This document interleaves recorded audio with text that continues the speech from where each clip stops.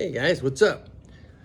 You know, a lot of people have a tendency to not want to be, let's just say, uncomfortable, because being uncomfortable is really a good thing, but it doesn't feel like a good thing at the time.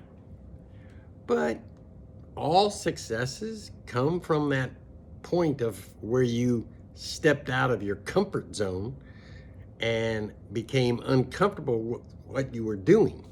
But that thing then becomes comfortable, so you're comfortable with being uncomfortable. Yeah, I know. That breeds success.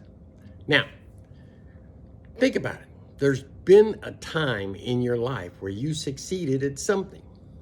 And my guess is, if you did succeed at it, you stepped out of that comfort zone, if only for a short time.